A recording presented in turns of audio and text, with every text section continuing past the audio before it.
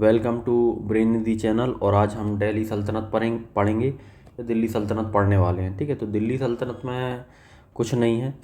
आपने पढ़ा होगा 1030 में महमूद गजनबी की मृत्यु हो गई थी, जो कि यामनी वंश का था। ठीक है, यामनी वंश तक तो हम पढ़ चुके थे।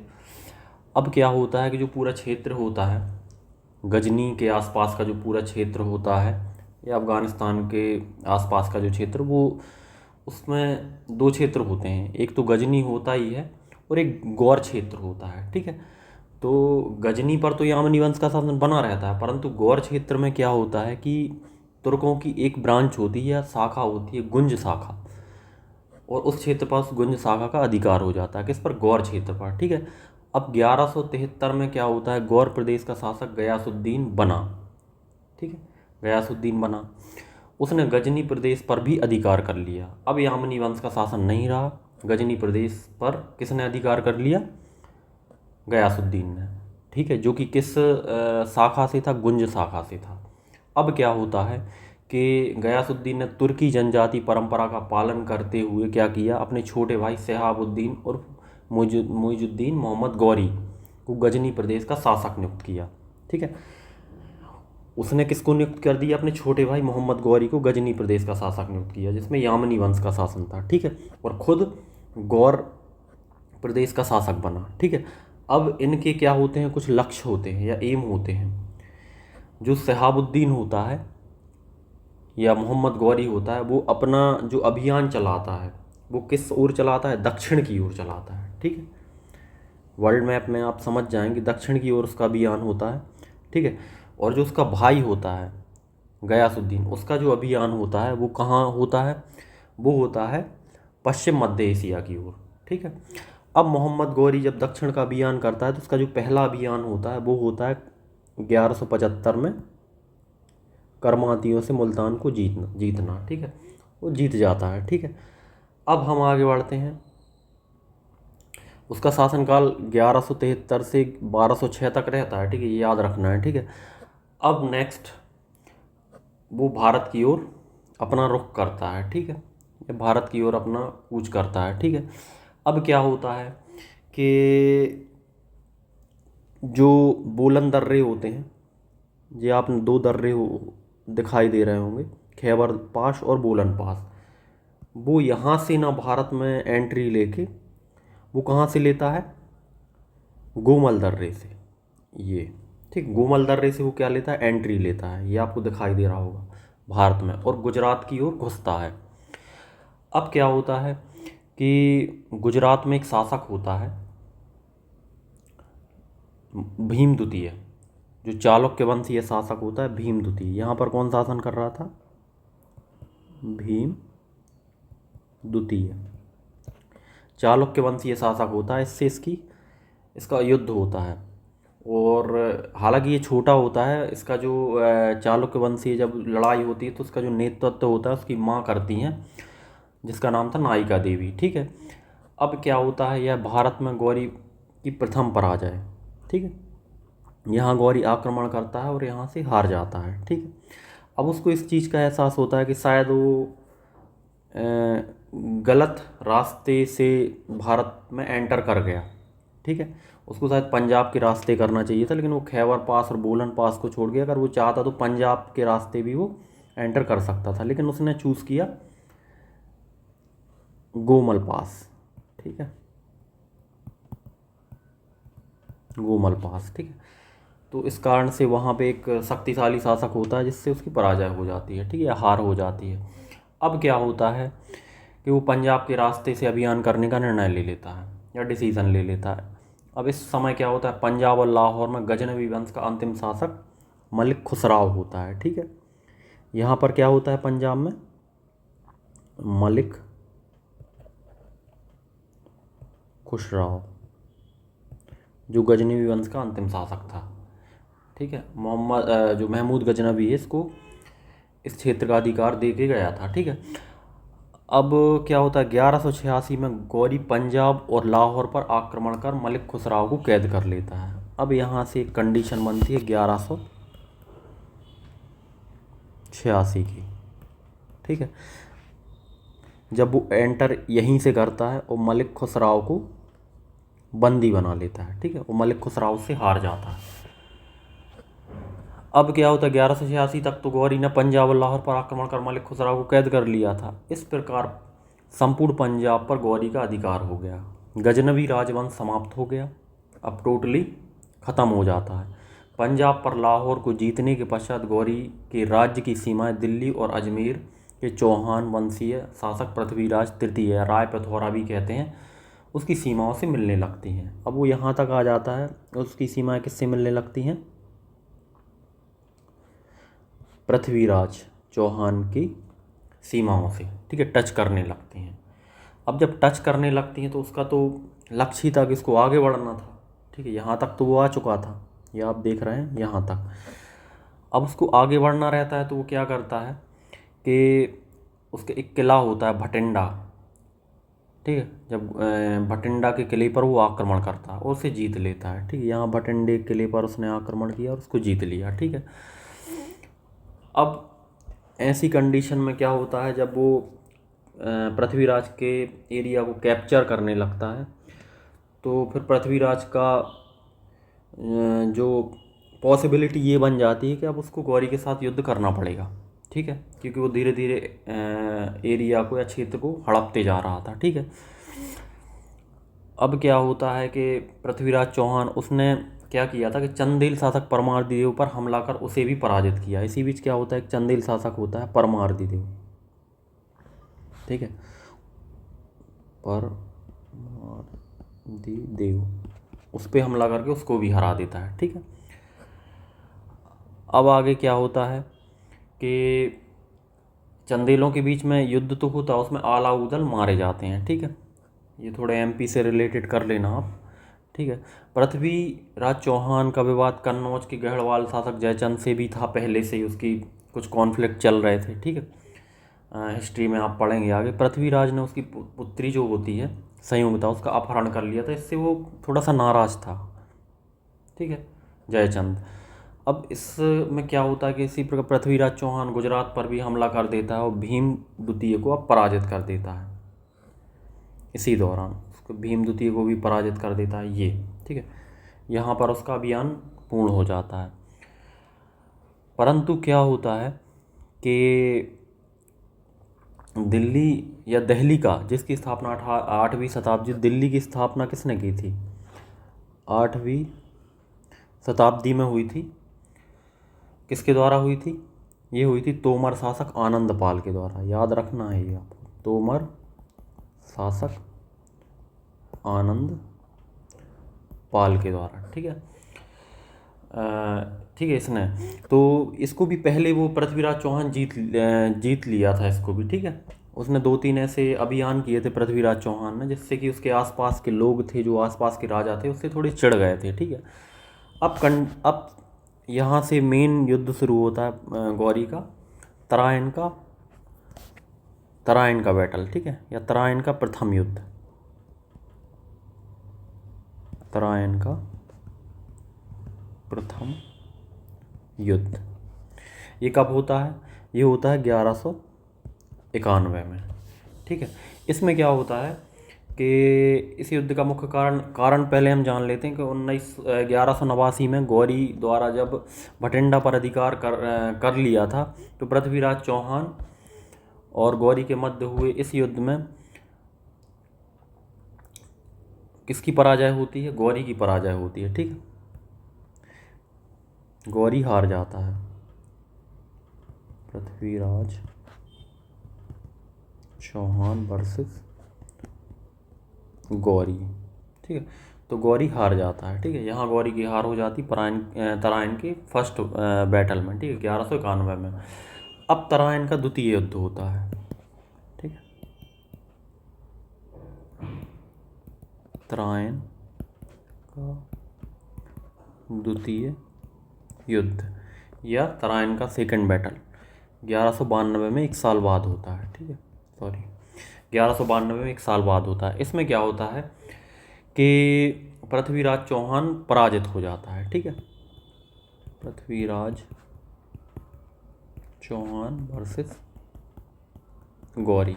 इसमें पृथ्वीराज चौहान की हार हो जाती है और इसके बारे में जो लिखा है वो लिखा है मिनहाज सिराज के अनुसार। उसकी तत्काल कुछ जो मिनहाज सिराज वहाँ उस टाइम पे इसका दरबारी रहता है साहित्यकार, उसने ये लिखा है कि पृथ्वीराज चौहान की तत्कालीन हत्या कर दी जाती है। ठीक है, ये लिखा है। पृथ्वीराज चौहान के दरबारी कवि जो चंद्रवरदाई, सबके अपने अपने विचार होते हैं। तो मिनहाज सिराज ने ये लिखा, जबकि जो पृथ्वीराज का दरबारी कवि चंद्रवरदाई था उसने ये लिखा कि उसको गजनी ले जाया जाता है और जहाँ उसने तीर चलाकर गौरी की हत्या कर दी। पर हसन निज़ामी का जो मत होता है सबसे ज़्यादा अच्छा है। हसन निज़ामी का विचार ये है कि पृथ्वीराज चौहान को अजमेर ले जाया जाता है, उसने गौरी के अधीन शासक बना दिया जाता है, परंतु आगे जाके गौरी के विरुद्ध फिर विद्रोह कर देता है वो। ठीक है, और उसकी हत्या कर दी जाती है। ये सबसे अच्छा मत है। अब भारत में मोहम्मद गौरी के कुछ ऐसे सिक्के पाए गए जिनके एक तरफ शिव के बैल की आकृति तथा देवनागरी लिपि में पृथ्वीराज लिखा था, जबकि दूसरी तरफ घोड़े की आकृति और मोहम्मद बिन सैम उत्कीर्ण था या लिखा हुआ था। ऐसे सिक्कों को दहली वाला सिक्का कहा गया। ठीक है, दहली वाला सिक्का। ठीक है, एक तरफ तो क्या था, बैल, शिव के बैल की आकृति थी और देवनागरी लिपि में लिखा था, और दूसरी तरफ क्या था, घोड़े की आकृति थी जिसमें मोहम्मद बिन सैम लिखा हुआ था। ठीक है, इसी सिक्के को क्या कहा गया, दहली वाला सिक्का कहा गया। इसके अतिरिक्त मोहम्मद गौरी की कुछ सिक्कों पर लक्ष्मी की भी आकृति मिलती है। ठीक है,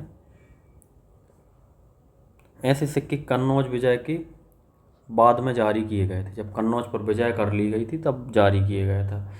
अब 1192 में गौरी ने भारतीय क्षेत्र पर प्रशासक कुतुबुद्दीन ऐबक को बनाकर स्वयं गजनी लौट गया।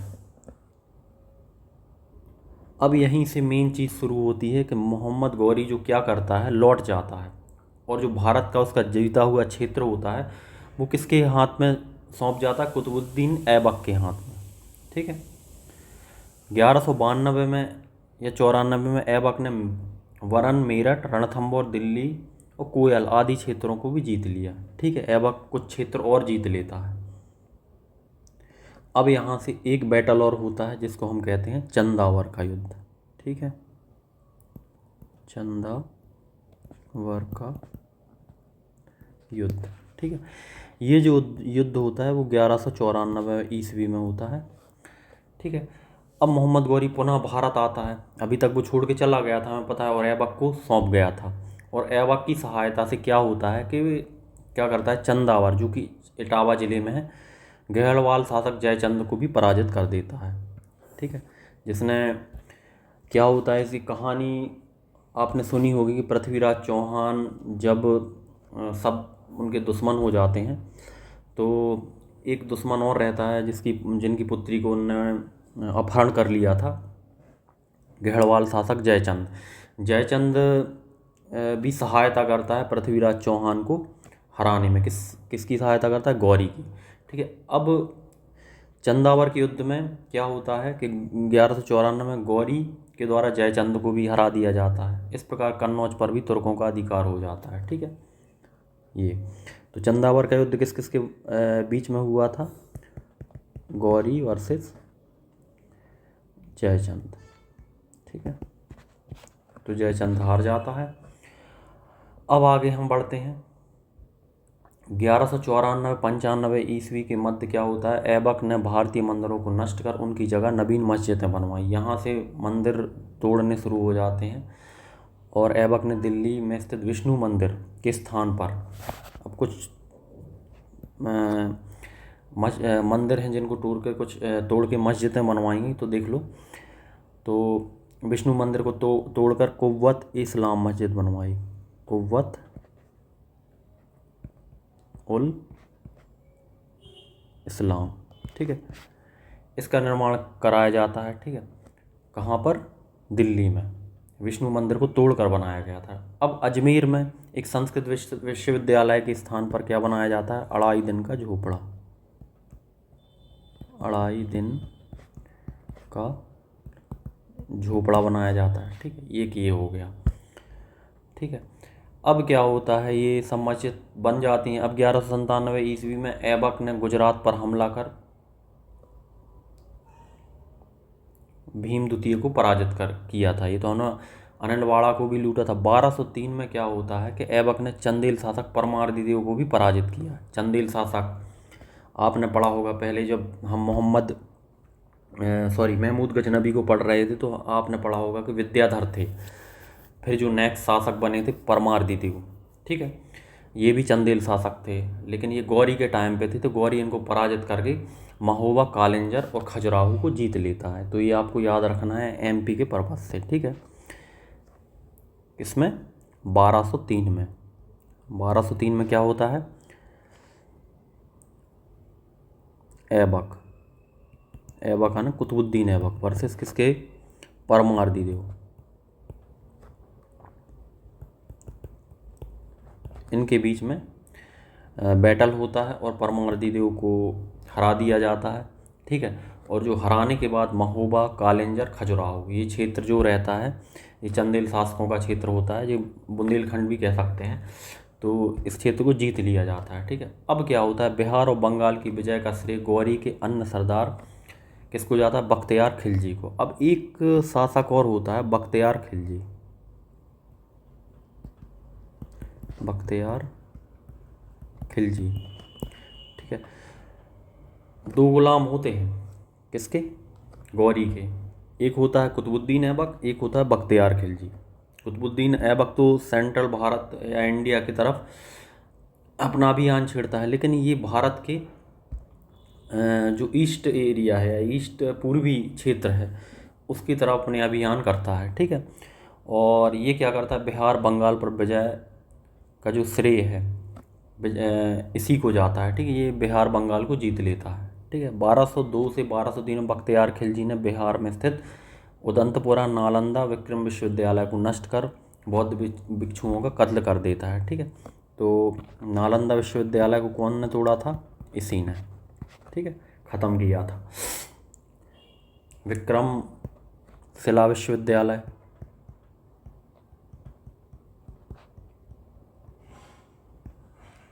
को भी इसी ने ख़त्म किया था, ठीक है। अब थोड़ा सा एक चीज़ और देख लेते हैं हम। नालंदा विश्वविद्यालय कुमार गुप्त ने बनवाया था, ये भी आपको याद रखना है, कुमार गुप्त ने। और विक्रमशिला किसने बनवाया था, पाल वंश के शासक धर्मपाल ने, ठीक है। ये भी याद रखना है, ये आ जाते हैं किसने क्या बनवाया था, ठीक है। अब आगे की कहानी ये होती है कि 1204 से 1205 में बख्तियार जो खिलजी होता है उसने बंगाल के शासक लक्ष्मण सेन की राजधानी नदिया पर आक्रमण करके उसे भी जीत लिया। ये सब कहानी चलती रहती है। अब 1206 में बख्तियार खिलजी ने तिब्बत पर विजय की एक योजना बनाई। अब उसने ये पूरा ये मैं मैप में बता दे रहा हूँ, ये पूरा क्षेत्र तो जीत लिया था उसने, यहाँ का, ठीक है। अब वो थोड़ा सा एक प्लान और बनाता है कि उसको और ईस्ट की साइड जाना रहता है, ठीक है। तो वो क्या करता है कि तिब्बत की ओर अपना रुख करता है, लेकिन असम के जो माघ वंशीय शासक थे उससे वो पराजित हो जाता है, ठीक है, पराजित हो जाता है। और अली मर्दान खां उसका कत्ल कर देता है, ठीक है। ये हो गया। अब 1203 में क्या होता है, मोहम्मद गौरी के भाई गयासुद्दीन की मृत्यु हो गई। अब मोहम्मद गौरी गजनी के साथ साथ गौर प्रदेश का भी शासक बन गया, परंतु उसे ख्वारिज्म शासक से हुए अंधखुद के युद्ध में पराजय झेलनी पड़ती है। एक युद्ध होता है अंधखुद का युद्ध, उसकी पराजय हो जाती है, वो हार जाता है। इस युद्ध में गौरी की मृत्यु की अफवाहें फैल जाती हैं, गौरी मारा गया। तो इससे क्या होता है कि भारत के जो राजा होते हैं वो सब स्वतंत्र हो जाते हैं, जो कि गौरी के पराधीन हो गए थे, ठीक है, स्वतंत्रता घोषित कर देते हैं और विद्रोह करने लगते हैं। और इस विद्रोह को चलने के लिए पुनः मोहम्मद गौरी भारत आता है। 1205 से 1206 में गौरी यद्यपि पंजाब के खोखरों के विरुद्ध युद्ध होता है, उसको भी कुचल दिया है, सिंधु नदी के तट पर होता है। अब ऐसे ही ये कहानी पूरी हो जाती है, ठीक है। अब क्या होता है, करमातियों से भी उसका युद्ध होता है और करमाती एक गिरोह होता है, उसकी हत्या कर देता है। यहाँ गौरी की मृत्यु हो जाती है। अब जो शासन होता है भारत पर उसके गुलाम का होता है और यहीं से गुलाम वंश की शुरुआत होती है, ठीक है। और ये गुलाम वंश हम आगे पढ़ेंगे। ठीक है, इस लेक्चर में इतना ही। जो भी समझ में नहीं आया कमेंट बॉक्स में पूछ सकते हैं। चैनल को लाइक करें, सब्सक्राइब करें। Thank you.